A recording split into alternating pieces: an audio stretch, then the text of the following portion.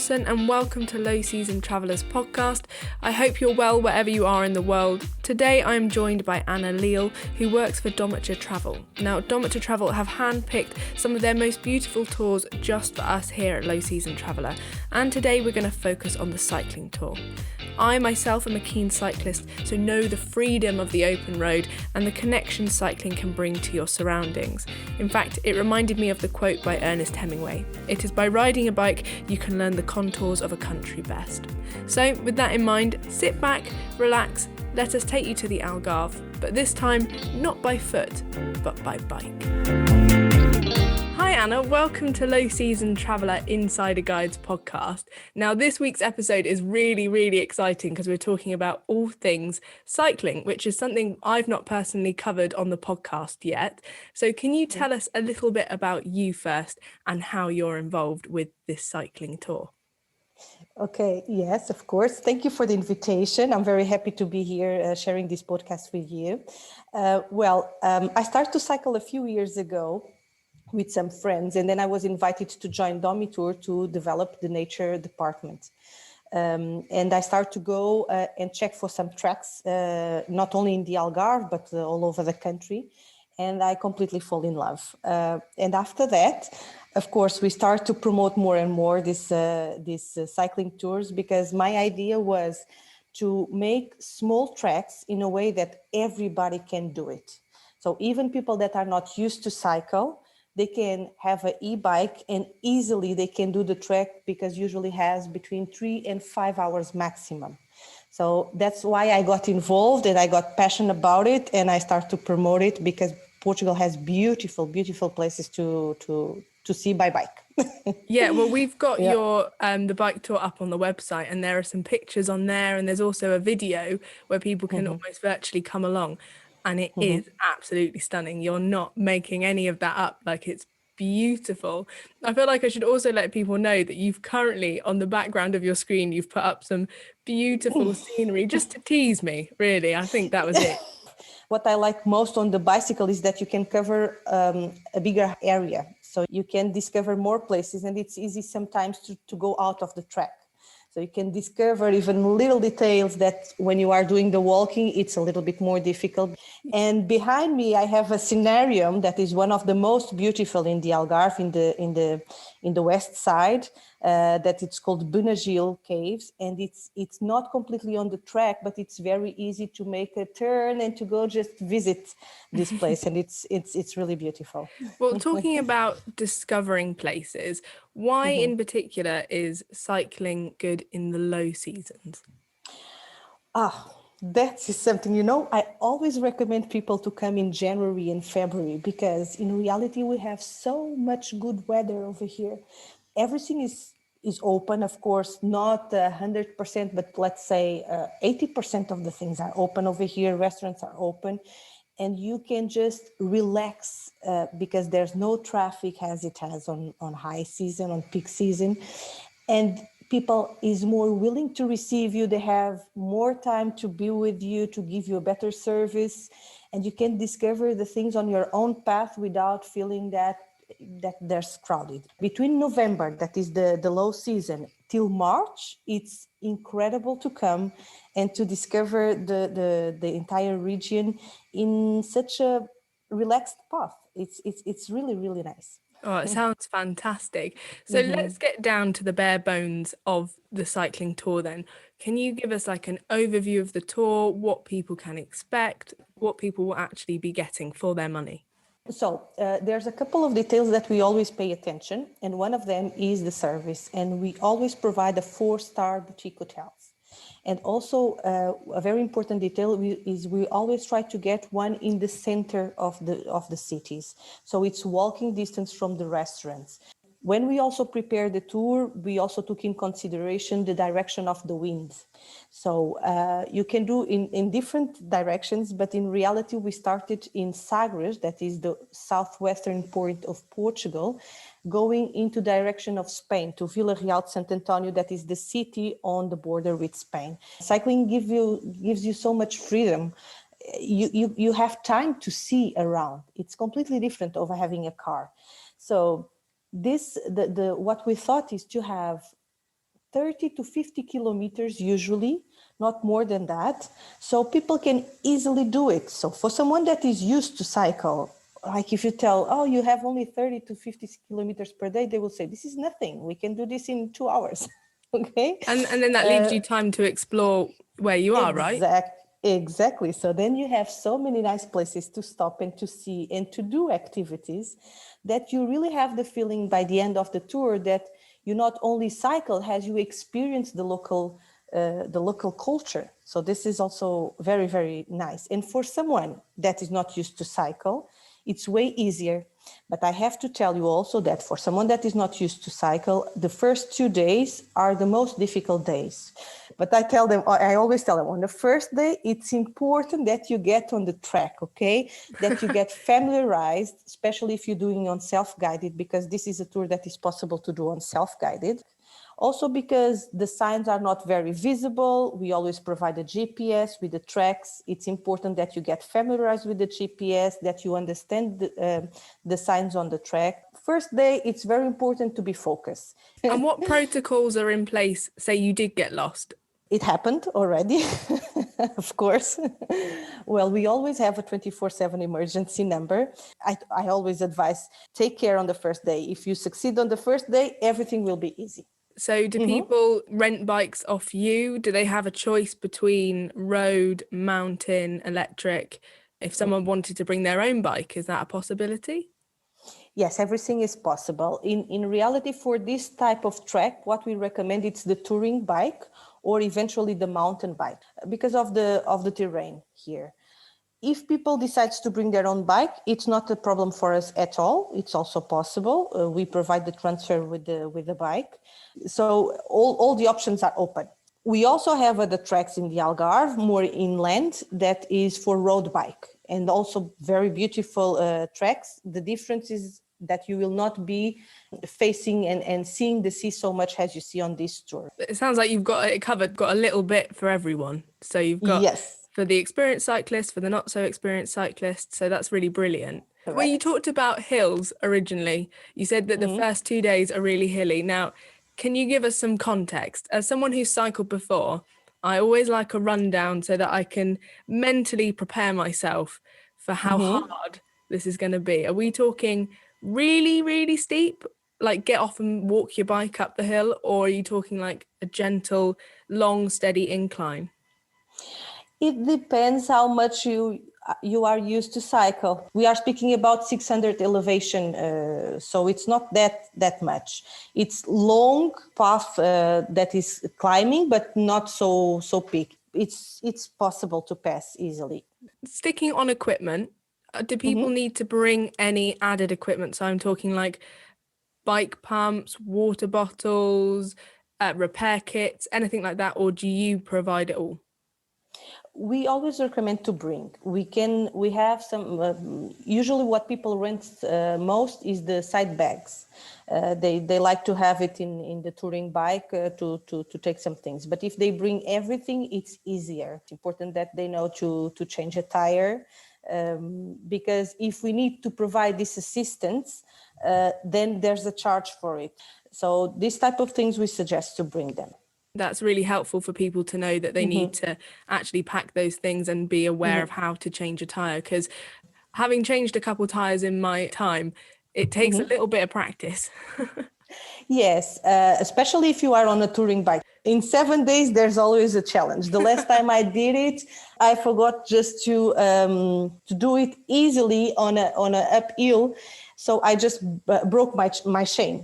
Okay, in the middle. That's the worst. Yeah, I broke my chain and I didn't have the universal key to change. No, that's when you look at the bike and you go, Yeah, but then it walking shoes. Yeah. So going back to the scenery, and I really want to paint a picture for people so they can, no one can travel just yet. So I really want to put people in the Algarve. Having done the tour, what are your personal highlights? Well, in reality, every day has some highlights. The first thing you need to see is the sunset. on the southern western part of Portugal, it's beautiful. Then you can do some activities. One is a pelagic tour, or you can go and see the dolphins. It's also very nice on the sea, and the birds, because it's a way of migration. Then on the second day, when you go to Lagos, there are so much beautiful beach like Burgao and Salema. The communities are very small and really, really beautiful to stop in. When you go on the west side, you have these rocky, beautiful beaches that won several international prizes, and that they are great to have pictures at home. Okay. Then when you move a little bit further, when you go from Lagos to Armação de Pera, again, you have Benagil Caves. That is iconic place to visit. And we always recommend later on, it's always possible to go for a winery. So drunk cycling. Yeah, well, not drunk cycling. A good option is to arrive to Armação de Pera, and after you be there, you just get a transfer. You go to the winery, you can get drunk, and you come back by transfer. You talk about transfers. Is that provided by you? Is it like an added cost, but you'll sort out the transfers? Or are you talking about just going externally to another company to get a taxi? No, we provide all the transfers regarding the bag transfers during the tour, and we can provide, if people want to do this extra activity, we can arrange the activity with the transfers included. This will be an extra, but we provide all services that you can imagine here, from the train tickets to concert tickets to, well, everything that usually it's part of a trip. We do all the handling services on that. Brilliant. And it's easier because it's 24/7 emergency number. Everything is controlled with us. That's definitely peace of mind, isn't it? Because everything is in one place. Yeah, fantastic. On the third day, you start to come to this to the Falésia part. So you have these pine trees behind, and then you have sandy beach along that are also the scenario. It's beautiful. And Vila Moura, when you pass on the third and fourth day, let's consider the most rich part of the Algarve. So there's a lot of golf courses also. So you are cycling around the golf courses, very fancy houses. So it's a different Algarve. And then when you arrive to Olhão and you start to come to the east side, you have the beautiful Ria Formosa Salty Lagoon. And this I would recommend people, if they have time, to have a boat tour to the islands, because the only access it's by boat. You can see the guys coming with the fish. You can select the fish, the whole fish. It's not fillets, you know. You see how they prepare the fish and the oysters, and you can have an amazing lunch on this. Of course, after cycling, not before. That does sound amazing. You're making me hungry. I'm just thinking about if you were to stop and get on a boat mid-tour, should people bring bike locks? We usually provide the locks. Okay. So this we provide the locks because it's important. They need to leave the bikes for a while to explore the cities and the places where they are. So we provide the locks. Yeah, and then after Armação de Pera, pretty much flat the rest of the journey. So 4 days, it's pretty much flat. So once you do it, you can start cycling in the morning, and then you arrive at lunchtime. You have all free afternoon to explore the villages where you are. And of course, even that is January or February, even that is low season, you can get an amazing sun, and you need to use sunscreen. And you can go to the water. We see people going to the water because the temperature is very nice. Yeah. Oh, you're making me so jealous right now. I'm so there. And whilst you were talking, I was just imagining, like, you know, doing a nice bike ride in the morning, done for lunch, and then, you know, strolling around some beautiful towns. And then, you know what, I might just dip my toe in the sea. That just sounds delightful. So it's clear that this tour is really quite spectacular, but I want to know personally, what's your favourite part? I like everything in reality. I like everything. I love, even the first day, it's a little bit tough. I love this beach to see the scenarios over there. And I love the possibility to do a cooking workshop also in the middle, to go to the winery, because I like to cycle and I love this food and wine, you know. You're my kind of person. And in Portugal, that's part of our culture. We do everything around the table. Well, that leads me really nicely on to food. let's talk Yeah. about food. So in Okay. England, when you go cycling, it's quite traditional that mid-cycle you'll stop at a bakery and get a coffee and a baked good. Or if pubs are open, you could go and have a pint. Is there anything like that in the Algarve? You can do everything in reality. Okay, here in the south we are very good on seafood in general, so you have to taste. Even the lobster has a different taste over here, so it's really really nice. And the fish, it's usually very fresh. You pass in some markets. So what I suggest is, during the journey, stop for a coffee, stop for a pint, have some cakes, because we also have amazing pastry over here, and keep going, because you need energy to cycle. But only after, I do recommend, only after, then you should sit for having a good meal. But in reality, I also understand, and most of our groups does this, they just stop to have an amazing meal in the middle of the track because they love the food. You have such amazing restaurants near the beach and with the amazing views, that people wants to stop and have amazing food, and then they take 2 hours to start cycling again. By which point you've stiffened up, haven't you? And you're probably carrying a food baby, which up the hill isn't what you want. But It's not easy. I can totally understand it though. I would be one of those people that would fall mercy to the scenery and to the menu and be like, I'll be fine. Yeah. And then the problem is the wine, and then the Yeah. problem is the wine. If our listeners are anything like me and they just want to get there and they're really visualizing this tour and can't wait for things to open up again, you've actually got something really exciting, haven't you, that people can get involved with? Do you want to tell us a bit more about that? Yes. I'm very, very excited with the new event that we are doing at the moment, that it's called Bike for Tourism. So everybody can Google it. And I do recommend to go to the website Bike for Tourism and put the email over there to receive the news. And what is a Bike for Tourism event? We all want to travel again, and we can't at the moment. We are promoting a virtual tour around the world with participants from all over the world. So we can have this idea of future places to cycle, because it has to be on bike. Basically, we want all participants to join. And on the 30th of May, they should pick up the bike. They should select a place next to their houses and go and take some pictures and share with it. So we can have this virtual tour around the world on a bicycle. And we want to reach 115,000 people.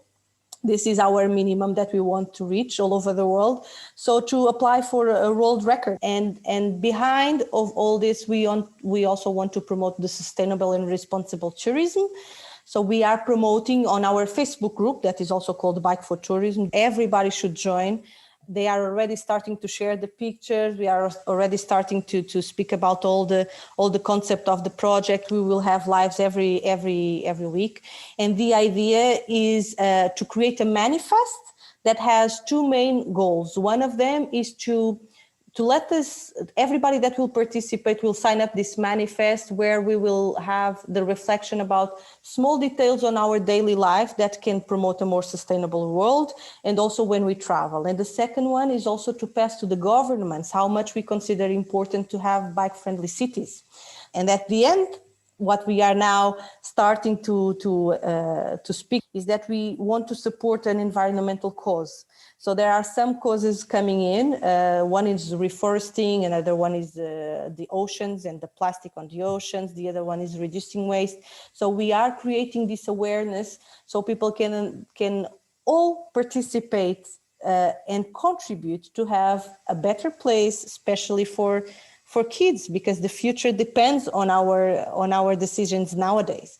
So, and I believe that cyclists, people that cycles in general, they are very aware of all these details. So our invitation is to join the event on 30th of May. And one of the prizes, there are several nice prizes. We have a lot of nights in Portugal, in hotels, in very nice hotels. And we also have one of the biggest prizes to have a tour like this one in October 2021. So they can apply and eventually they can be the winners to win this tour. It just sounds fantastic. And I think, as you're aware, low season traveller are totally about ethical and sustainable travel, and this idea completely feeds into that mentality. So we're really proud to be showcasing your tour on our website. I will leave all the links and all the relevant contact details for people on our website. I think we've covered it all, and I want to say a massive thank you for coming onto the podcast today, and I'm so excited to see if you can get this world record. That would be brilliant. I'll certainly be taking part. I've loved this chat so much. Thank you so much for coming on. Thank you, Anna. It was a pleasure to be with you. As I said, all information will be available on our website, which is www.lowseasontraveller.com. You can also find us on Facebook, Instagram and LinkedIn. That is at the tag @lowseasontraveller. And if this tour really does appeal to you, you can book it on our website. So I guess the only thing left to say is get on your bike.